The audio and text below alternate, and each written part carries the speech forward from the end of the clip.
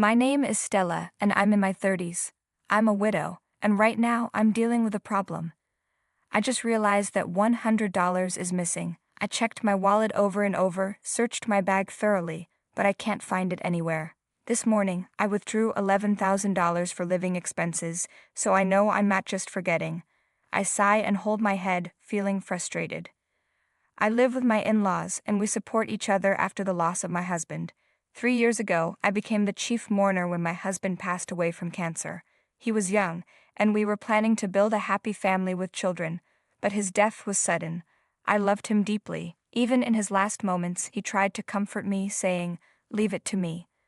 Though he was in pain, he still smiled. After he died, life felt empty, like I was just existing. My in-laws shared this pain. They were suffering too.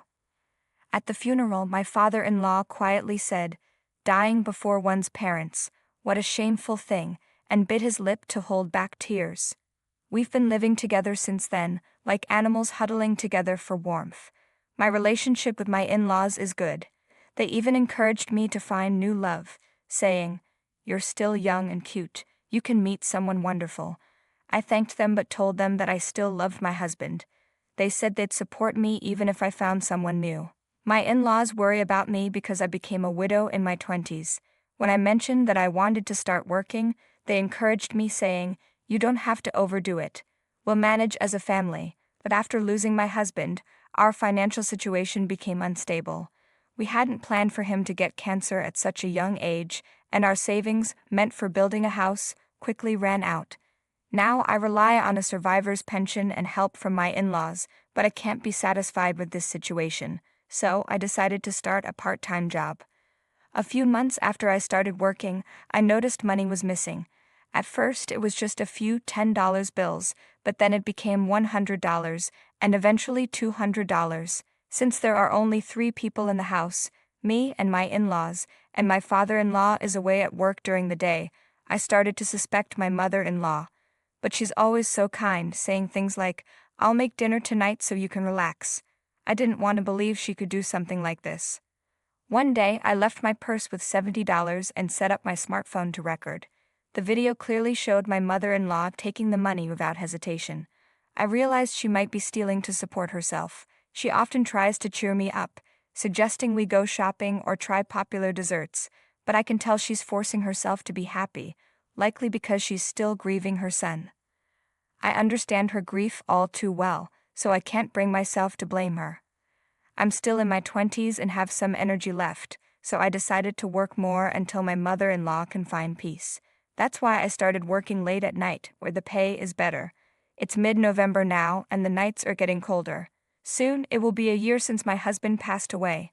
I remember how he suddenly suggested, "Shall we go to the store to buy ice cream?" in the middle of the night. We walked down the quiet street, holding hands. His hand was large, thick, and very warm. Even though he had become quite thin before he passed away, the warmth of his hand never changed.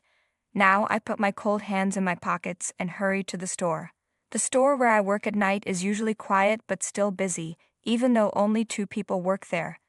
As I was checking expiration dates on products, I sensed someone approaching. "Ah, the register, sorry." I turned around quickly, and to my surprise, my father-in-law was standing there, dressed in a suit despite the late hour. "You've been working part-time?" he asked. He had assumed my frequent nighttime outings were because I had a new lover, but that wasn't the case. It seems he misunderstood, thinking I was keeping a new relationship secret.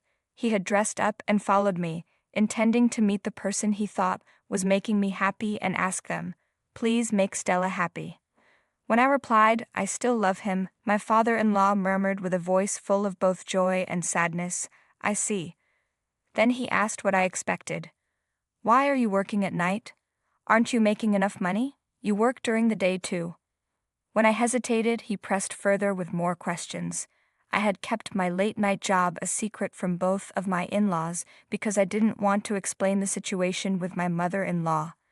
I had been sneaking out quietly while they slept, but I was surprised he had found out. Realizing I couldn't keep it hidden any longer, I pulled out my smartphone and showed him the video. I confessed everything, when the thefts started, how often they happened, and how much money had been stolen. I also mentioned that it might be due to the loneliness of losing their son. My father-in-law listened silently and then said with difficulty, "I've caused trouble." I replied, "It's okay, we're all suffering." He then said, with tears running down his cheeks, "We were blessed with such a wonderful daughter-in-law, and to almost lose her so quickly is truly, truly foolish." I couldn't hold back my own tears, even though I was at work. "Father, the coffee here is really good. Would you like to try some? I'm about to take a break. Would you join me?" I invited him. "Yes, that would be nice," he replied, turning away to wipe his eyes with his sleeve. We sat together near the bicycle parking area of the store, drinking coffee. The sky was clear, and the night was beautiful, with the full moon lighting up the darkness. "Don't you think the winter night sky is the most beautiful?" I asked. "Exactly," he said. "That's why we should go camping during the winter break, to a place where the stars are beautiful." It was a plan my husband would have made. "All right, I'll look up some places," I said. I replied that it was a plan we both would have liked, but I was sure my husband was enjoying the most beautiful starry sky from the best seat in heaven. With that thought, I looked up at the sky. Suddenly, my father-in-law gasped in surprise. I followed his gaze and saw my mother-in-law walking happily with a man I didn't know. They were walking arm in arm. "Quiet, let's go back to the store right away," I said, feeling nervous. It was clear we saw something we shouldn't have. My heart started pounding, not just a little, but a lot. The way they were together made it seem like there was something inappropriate going on. My father-in-law seemed to sense it too. His face looked serious. They weren't just arm in arm. They looked like they were about to kiss, walking very close together. He sighed and said, "It seems you weren't the only one going out late at night." My wife couldn't sleep either, thinking of our son, and she was also going out at night. I thought she couldn't escape the sadness, so I let her be. He paused, trying to find the right words. "But maybe it's a misunderstanding. Maybe she just ran into someone she knew while walking." I felt disappointed in my weak attempt to make it sound okay, but my father-in-law smiled and thanked me anyway. The air between us felt even more uncomfortable, and the cheerful music playing in the store made it worse.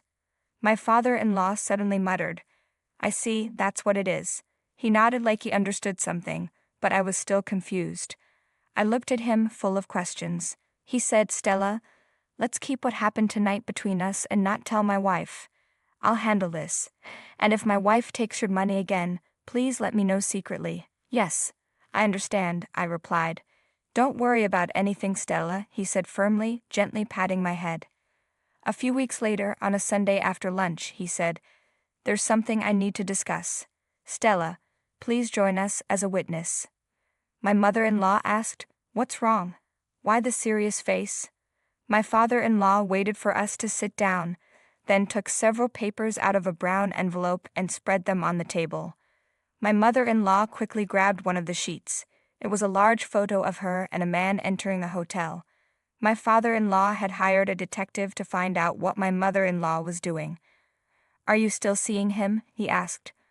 My mother-in-law just stared back at him angrily without answering. Curiosity got the best of me, so I asked, "What do you mean by still?"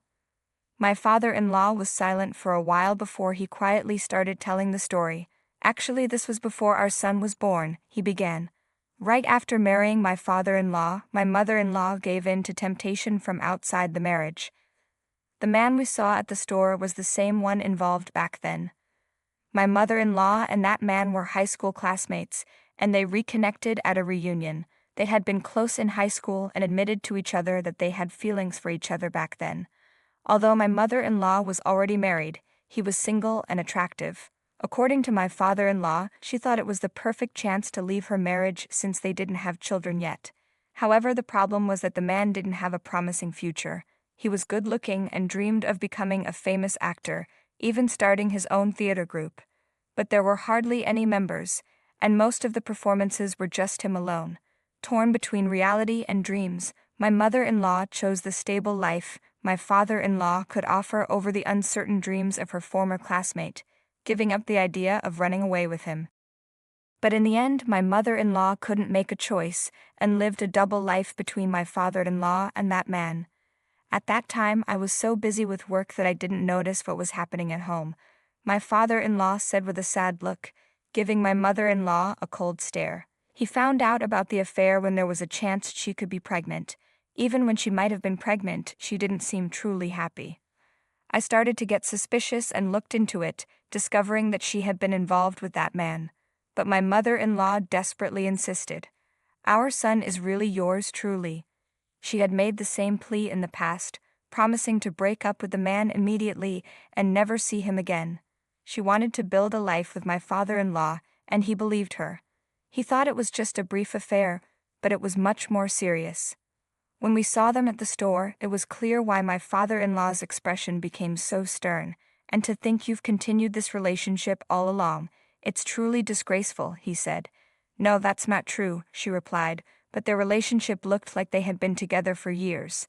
My father-in-law slammed the report on the table, and the undeniable evidence was clear. My mother-in-law tried to argue, but she looked downcast. It's true. I'm not lying. I hadn't been in touch with him at all. I didn't even know of his contact information. Then why were you together? My father-in-law pressed. He came to our son's funeral. My mother-in-law answered. What?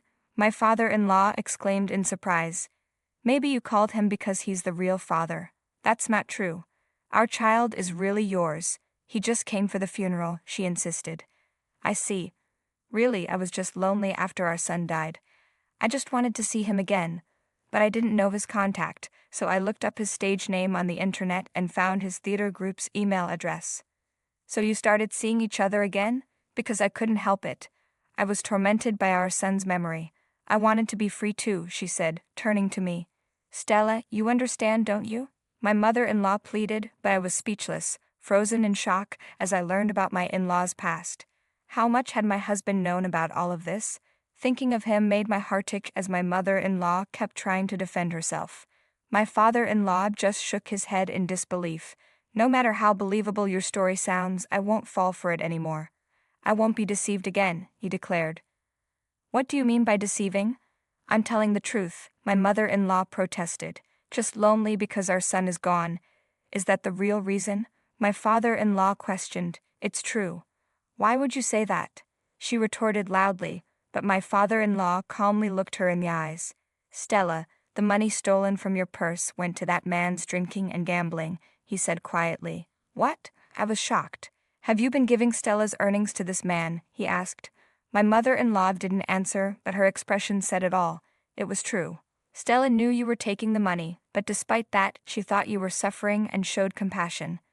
Now apologize to Stella, my father-in-law demanded. I'm sorry, my mother-in-law said, apologizing. Emotions overwhelmed me, and I couldn't stop crying, though I didn't even know what kind of tears they were. Everything felt out of control. And you promised at the bar you frequent that you'd marry him after I died? Laughing about it. You even said you'd build a house with my retirement fund. My father-in-law added. That must be a joke, right? My mother-in-law responded. I can't believe a parent who has lost a child would joke about a family member's death, my father-in-law said, raising his voice. There had been rumors that my mother-in-law wished for my father-in-law's death. It was unbelievable. Unable to bear it any longer, I rushed out of the living room and curled up in the hallway, wiping away my unending tears. From beyond the hallway, I could hear my father-in-law's anguished voice through the living room door. You must have been happy to see him after our son died. I don't want to see your face anymore. Leave right now, he yelled. Later, they divorced. I don't know if my mother-in-law is with that man anymore. It no longer concerns me. My father-in-law returned the money my mother-in-law had taken from me and said, Don't worry, I'll also get compensation from her. But the amount I lost wasn't much. It's compensation for you, Stella. Don't worry about it. Legally, you are my daughter, he said with a laugh. His kindness always warmed my heart. Can I stay here until I find new love? I asked. Of course, my father-in-law responded with a big smile. I wondered what my husband would think about this decision, and the question suddenly crossed my mind. Hey Stella, can I ask you one thing? Don't you ever think there's no blood relation between me and my son? What do you actually think? My father-in-law asked hesitantly. This must have been weighing on his mind for a long time. His face was tense with anxiety. He had raised his son alone, unable to confide in anyone. I looked him straight in the eye and answered lightly, Oh, was that what you were worried about? That was it, he replied. I couldn't help but laugh. Of course you are father and son. Remember what you said at the store, Stella, you don't have to worry about anything. Leave it all to me. His way of speaking and his actions are so much like yours, it's as if he was possessed by you.